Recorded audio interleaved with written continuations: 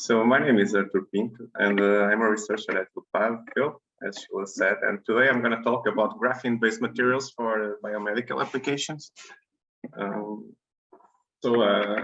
As Janan already mentioned, graphene has been isolated in 2004, and due to its very interesting properties, has been impermeable, thin, transparent, lightweight, biocompatible. It has been used in almost all fields of science, from production of chemical sensors to LED lighting to production of flexible touch displays. No wonder the number of publications on the field has been increasing since then. But today I will focus on its biomedical applications, from production of biosensors to bioimaging, tissue engineering, protein and drug delivery, and phototherapy. In our lab, we produce graphene-based materials starting from graphite, from top-down methods. We oxidize them chemically, and then through sonication, we obtain materials with a less number of sheets, named multi-layered graphene.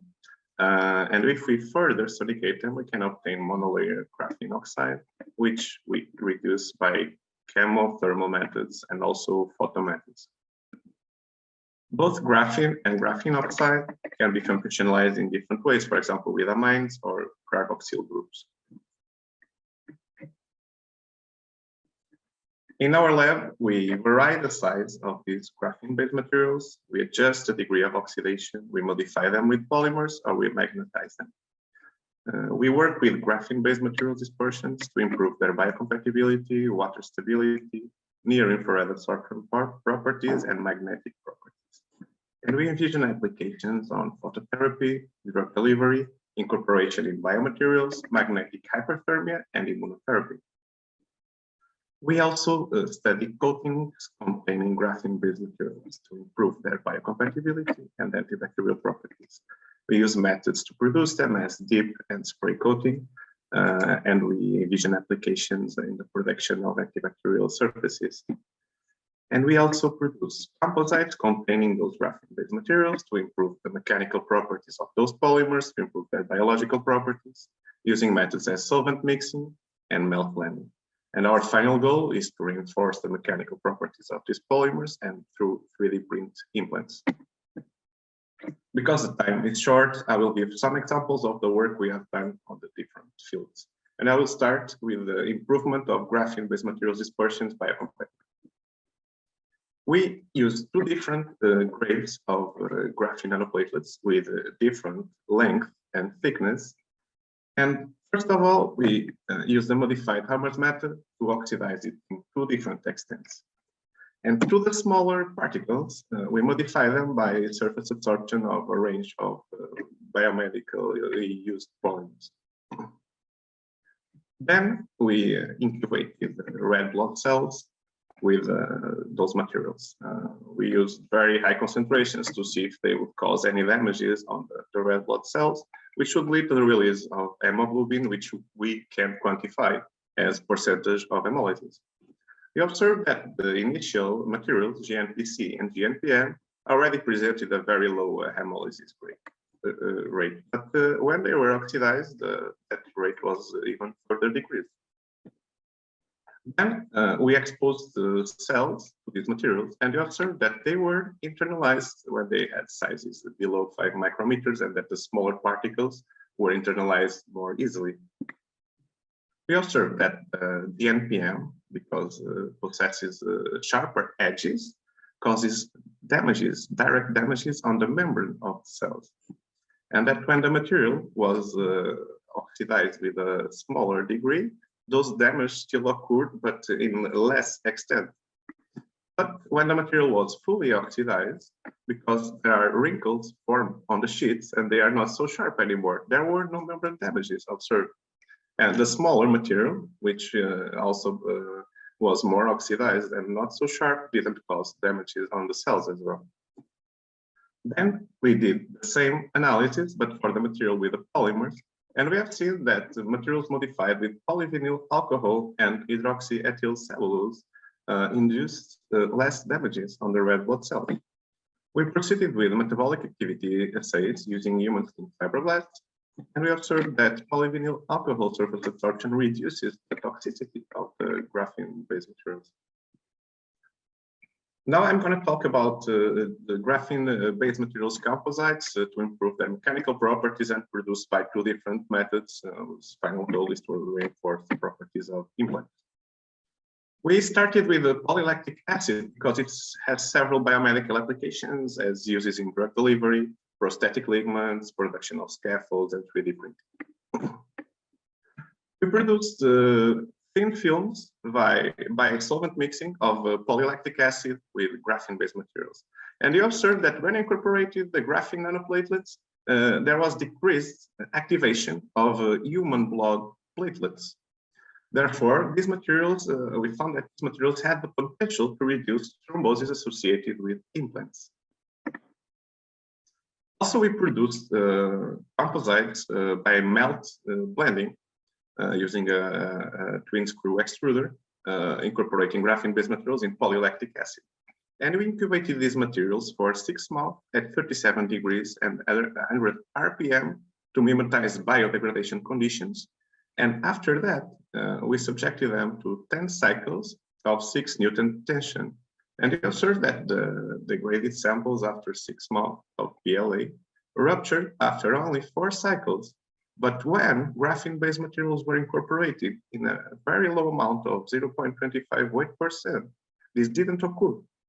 The samples withstand 10 cycles and more. So because we found these interesting results, we moved on to characterize them biologically to see if they would be biocompatible. And we cultured cells on top of these films, and we also incubated cells with degradation products of these materials after 6 months. First, we observed that the metabolic activity of the cells growing on top of PLA was similar to the ones growing on top of PLA containing these materials. Therefore, they were proven to be non-toxic to these cells. Then we incubated the cells with degradation products of these materials, and we observed that there were no more dead cells when cells were exposed to the degradation products comparing with the controls. Then we also, because this work was successful, we also incorporate these materials in different polymers as silicone rubber. This work was done at the University of Washington in Seattle in collaboration with Professor Buddy Ratner. And we choose silicone rubber because it can be used for different biomedical applications as production of catheters, breast implants, heart valves, and pacemakers. We incorporated these materials on the silicone rubber, and then we tested them at 37 degrees underwater to mimetize biological conditions. And we observed that the incorporation of graphene-based materials improved silicone mechanical properties. Therefore, we characterized them biologically. We did different assays, but I'm just going to show here the most relevant ones, which were done in mice. We implanted the materials, and after 21 days, we measured the thickness of the capsule, because if there is an inflammatory reaction, if the body rejects the implant, there will be a capsule formed around it. But we observed that the capsule formed just for the silicone rubber, which is biocompatible, and the silicone rubber containing the different graphene-based materials was similar. Therefore, the materials were biocompatible. And now I will talk about the 3D printing of scaffolds containing graphene-based materials. This work was performed by João Menezes, a former master student of us, which is attending the session. So thank you very much for your presence and for your contribution. And it was done in collaboration with Miguel Castillo, which is a professor at the University of Utrecht in the Netherlands. And we performed 3D printing of polycaprolactone graphene-based materials scaffolds. First, we produced the composites by melt blending, and then we printed them using melt electrolyte, which is a technique which allows us to obtain fibers with a very thin diameter, which can go up to the nanometric scale. We produced two types of structures, reentrant and honeycomb ones, and we could see the impact on that of the Poisson's ratio of the materials when they were under tension, which was very different. And finally, we grew muscle stem cells on top of them and we could see that materials were cytocompatible, and that plus they induced myoblast formation and alignment on those printed structures. Now I will focus on the graphene-based materials dispersions for phototherapy and drug delivery.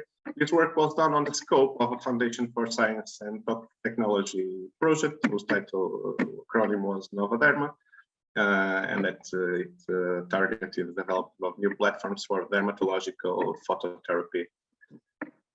We are trying to treat non-melanoma skin cancer, which is the most common skin cancer worldwide, accounting for 8% of all skin cancers, and it's caused basically mostly for exposure to the sun radiation. And we're also targeting chronic inflammatory skin disease as atopic dermatitis, psoriasis, and vitiligo. We use graphene-based materials due to their high surface area, high near-infrared region absorption, and biocompatibility. And our goal was to use them combined with anti-cancer and photosensitizer drugs, which will be activated through an external stimulant, and also using hyperthermia, exposing these materials to near-infrared LED or laser or UV, leading to an increase of the local temperature, which will lead to cancer cell death, and also combination therapy using both of them. To make it effective, because we wanted to treat skin disease, we had to make the materials penetrate through the skin. So we had to reduce their size to nano size. Therefore, we tried to find commercial materials with nanometric size, graphene-based materials, but they were not available. We bought several materials, which was very expensive, but they were, in most of the cases, micrometric. So we had to produce them ourselves, and we developed a home built to the nanomaterial size we defined. And we could obtain materials with sizes up to 100 nanometers, which were stable in water for more than 6 months. We tried strategies to reduce them so that they would absorb near radiation, and we did a simultaneous speculation and reduction of the materials, and also we loaded different drugs. We conjugated them with different drugs like the anti-cancer drug 5-fluorouracil. We can see here that the original nanographene oxide is stable, but when it is thermally reduced, it precipitates because it's hydrophobic. But when it is reduced in presence of polyethylene glycol, it is still water stable, and its near absorption increases by 13-fold. After having this successful result, we tested the biocompatibility of the materials, because if we want to use them for biomedical applications, they can't be toxic, and we verified that they were not toxic. And in collaboration with Professor José Ramiro from Utah, we developed LED systems that could be used for evaluating materials when in cell culture. And we radiated the materials, and we have seen that that temperature increased until up to 47 degrees, which is within the mild hyperthermia range, where the membrane permeability of cancer cells is increased. Then using a human skin carcinoma cell line, we added the graphene-based materials and incubated them for 24 hours, and then we irradiated them with NIR for 30 minutes. And we could observe that there was a decrease of 38% cancer cell viability after only 1 cycle of this treatment. But because we wanted to improve the results, we developed a reduced nanographene oxide material, which was water stable, and we didn't need to use polyethylene glycol or any water stabilizer. This is a material that have never been developed before, so we are patenting its applications. That's why I won't talk more about that, but we can show that we can increase very high near absorption and temperature. And we studied the permeation of these materials and hydrogels containing these materials through human skin. So we got some human skin samples from San João Hospital, which is a hospital in Porto, which came from abdominal surgeries of healthy women. And we put it like in a France cell system. So the skin is here in the middle. Here on the donor compartment, we place the graphene-based materials. And then we take samples from the receptor compartment along the time, and we measure like the increase on the percentage of material that goes through the skin. And we could observe that more than 60% of the graphene-based materials permeated through the skin, and the skin permeability was a bit higher for reduced graphene oxide, but it was also high for graphene oxide. So we could use these materials for the applications that we were targeting, which were like treatment of skin disease. And then we use the new RGON hydrogel to treat like skin cancer in vitro, performing near-infrared radiation as described before, and observed that after 48 hours, there was a 74% cancer cell viability decrease, which was very significant just for one single irradiation. And we have more work in course, which is being done by Silvana Azevedo, using different wavelength and conjugation of these materials with different drugs for inflammatory skin disease treatment. This work is done in collaboration with Susana Santos, which is a researcher at IMEB. Finally, I'd like to talk to you about the Biomaterials science book, because we published there a chapter on carbon biomaterials. On this chapter, you can find information about a range of carbon materials like nanodiamond, fullerenes, graphene quantum dots, graphene carbon dots, carbon fibers, carbon nanotubes. You can see them like arranged by the dimensions, crystallinity, structure, and all the details about those. And we got together like all the applications that are under research, or all the materials which are commercially available for each type of these materials in their different forms, when as colloids, freestanding, as coatings, or composites. I give you here one example of an application which is under study, which is graphene-based contact lenses and graphene used to prevent the loss of moisture. And also they incorporated the LED system. So you can imagine like the future applications that can come after this. Now, recently we published a paper, a review on carbon nanomaterials for phototherapy of cancer and microbial infections. They're like a range of carbon materials are also described, and the surface modifications and drug conjugations, which are more common. Here you can see some examples as the functionalization of fullerenes with D-malonic acid, pegylation of carbon dots, modification of carbon nanotubes with gold nanoparticles, and loading of doxorubicin, which is an anti-cancer drug, on top of graphene. And these materials can be administered to cells or to animals, and after light irradiation, we'll have an increase in temperature, which will destroy the cancer cells or the microbes, or the production of reactive oxygen species, which will have the same effect. And both can be used in combination, and they are synergic in most cases. Here you can see some different types of modifications that can be done to the graphene-based materials, like absorption of different proteins, anti-cancer drugs, modification with different types of nanoparticles like zinc, iron oxide, zinc oxide, titanium. Also the absorption of biocompatible polymers as polyethylene glycol, chitosan, hyaluronic acid. You can perform element doping, targeting with different moieties, like from antibodies to folic acid, RGD. And also the surface loading or functionalization with photosensitizers, which can be later activated to produce reactive oxygen species. These materials also have the potential to kill bacteria, and they do it by direct membrane destruction, by cutting the membranes of bacterial cells or other type of microbes, by electron transfer, by protein disruption or production of reactive oxygen species. And finally, it's important to assure the biocompatibility of these materials. And the biocompatibility depends on several factors.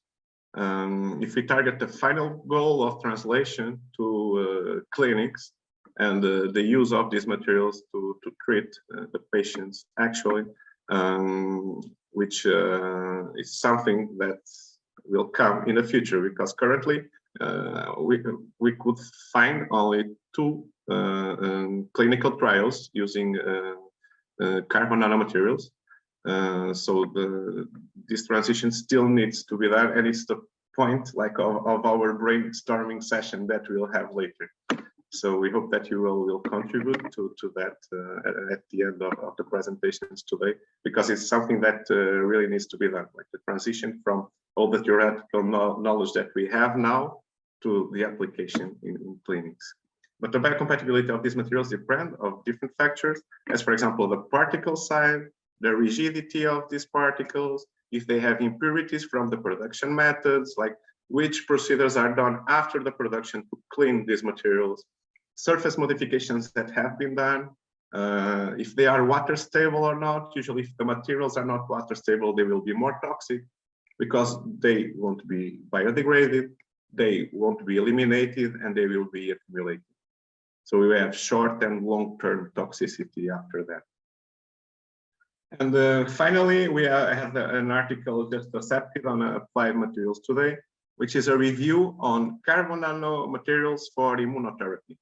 And similarly, according to the modification that we do to the nanomaterials, we will have like a different immune stimulation, which can be in the sense of increasing the response of the immune system or decreasing it. And when you administer the materials, the immune cells will be exposed with dendritic cells and macrophages.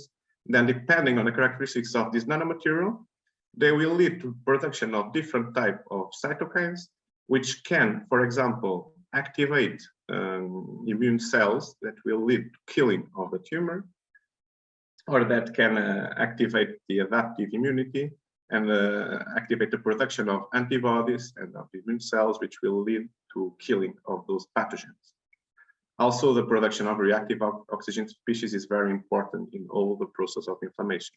But we can have the opposite if we modify the materials accordingly.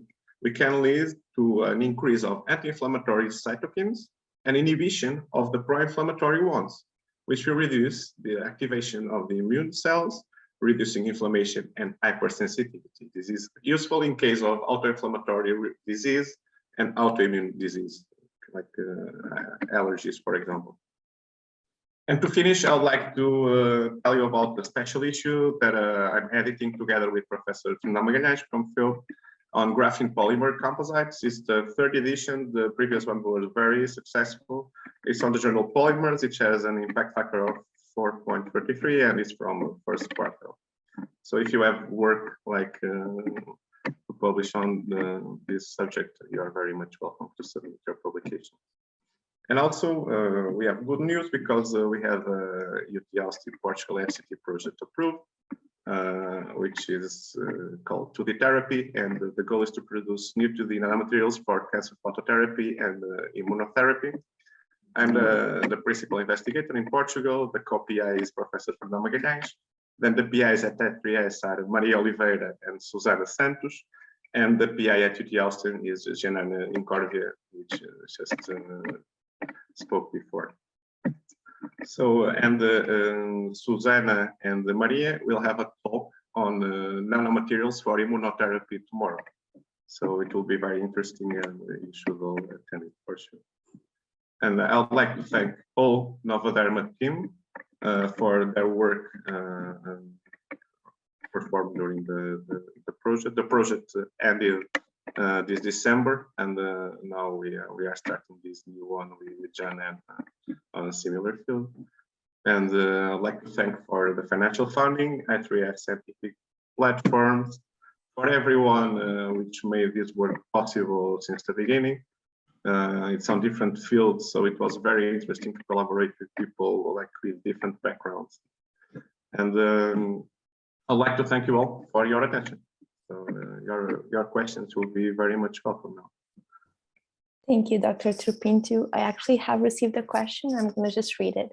So they have asked if you could elaborate a bit more on the challenges that still need to be solved to scale up production of biomedical applications using graphene? That's a very interesting question, because that's always the problem. And I said during my presentation that we were trying to buy nanometric graphene-based materials, which is the material with the ideal size. Usually, if you want to administer it to treat a certain disease, as for example, a tumor, so you need to reach it, and you can directly inject it, or you can like inject it on bloodstream, and it has to have a small size, so that it can like go through the enhanced permeability and retention effect and stay like in the tumor where you want them to irradiate it. And it doesn't exist commercially, this material, so we had to produce it ourselves, and we wanted to produce it in big amounts to use it like for the different type of applications. We wanted to do several tests, and we had to produce it ourselves, so we developed a system to do it. So at the moment, we can produce materials enough for our work and to give samples to whoever needs it. So the person which asked that question needs materials and is having trouble finding it. I went through the same. So just email me. My email is there, like on the screen, and I can provide the samples. Thank you. We also have someone who is raising a hand, but that person has Rajendra. Did you have a question? Yeah. Hi, Artur. Nice Hello, talk. Rajendra. Nice seeing you. Hi. Nice to see you again here. Just a small question apart from the degradation. How do we use this NIR lasers for larger animals to get this photothermal therapy? With the cells, I understood that you used a device. We have laser systems that we use in the in vivo assays, and we can also use near-infrared lamps or UV lamps. So it's just a matter of scaling it up. Okay. But we are focusing on LEDs because it's an easier technology to use, and it's much cheaper, so it can reach any point of the world, any treatment we can develop with LEDs. Great. They also have lower energy, so it needs to be high power LEDs and so on. It's not such a easy technology, but well, I think like it will be able to be used, and anyone can do it in their lab. But if you want to know more about that, you can contact Professor José Ramiro from your Sure. Yeah. We are really thankful to him helping us with. Great to hear. Thank you. Perfect. I have one more question. Oops. Was someone speaking? I have a question as well. Yeah, please go ahead. So it's regarding the project which you mentioned on the last slide, the 2D therapy project we are talking. What materials are you using for this phototherapy? Yeah, using 2D nanomaterials, new ones. Yeah, I mean, which 2D nanomaterials? Biomedical applications. Yeah, so that's my question is like which 2D, because not all 2D materials are, Exactly. We will test a range of them to see which ones are more effective. And then we will select the ones which have a higher potential to be used in targeted applications. Okay. Phototherapy and immunotherapy. Okay, because I think these days, like, there are like lots of papers which is coming, which is reporting actually 2-dimensional nanosheets from non-layered, non-van der Waals materials. And they are actually showing their applications in this cancer therapy. So that's why I was interested in knowing if you're using any new material. Yeah, these are completely new that haven't been tested yet for this application. Okay. Janan will produce them. I do think that is a good point, Harneet, that as we explore the space, it's like, what are the exact properties that we're making use of? Like you said, if you just need a flat structure, maybe it doesn't have to be a 2D material, but perhaps if you have additional properties that come from the 2D material, like band gap tuning or something like that, then maybe, I mean, it depends, but it's something, I think it's a good question about when is a true 2D material actually needed versus just needing some nanoparticles that have flat structures. Yeah. I think the thing about 2D material, yeah, go ahead. Yeah, because like it's not just like, people are producing, like they are using an isotropic, intrinsic mechanical anisotropy of the materials. And then they are actually showing exfoliation, just a normal exfoliation, which you do in a layered material. So, and they are producing like, you can't say it as actually a nanosheet because. Oh, sorry, you got muted. So sorry. So Go ahead. I was saying that like, because we work like in exfoliation side of 2D materials. So you know, there are materials which is not van der Waals layered materials, particularly which you say 2D material bulk structures, but they have like intrinsic mechanical and isotope in it. So because of that, there are some planes which is more probable to undergo cleavage as compared to other producing 2D structures. So like these cancer phototherapy applications are mostly shown in materials which is like biocompatible. So they are mostly metals, such as like titanium. So people have produced like nanosheets using titanium bulk crystal, which is not a 2D layered material at all, but they have used a normal liquid phase exfoliation to produce it. And then they shown this phototherapy applications in cancer diagnostics and so on. So that's why my question was there, but that's all. Thank you, Harneet. I just have one more question. I don't want to go too over the time, but the question I received was both to you, Dr. Artur Pinto and Professor Jinan. And the question was, how do we envisage the future use of these materials at theranostics level during diagnosis with therapeutics? Sorry if I'm mispronouncing anything. And the person was thanking you for the excellent presentations as well. Thank you very much. These materials have tremendous potential to be used for theranostics because they can be used for diagnostics, like several of them, as they are or modified. For example, nanodiamonds have a great potential to be used for imaging, and they are already in clinical trials for using in medical applications. Also, carbon nanotubes have potential for that. Graphene quantum dots, the same, because they are fluorescent and they keep their fluorescence. So for sure, these materials I think they will turn the page on what is currently used, because it's mostly metal nanoparticles.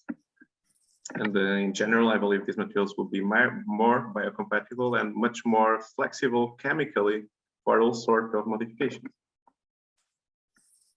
Perfect. If you want to know more about that, read our chapter on carbon biomaterials and our recently published reviews, because everything is described there in details, and we have tables with all the works that have been published on the field, going particularly to those properties, which ones are more adequate for imaging or for treatment of cancer or for immunotherapy. So yeah, I'll totally recommend. Perfect. Thank you, everyone who asked questions. We're going to move on to the next presentation.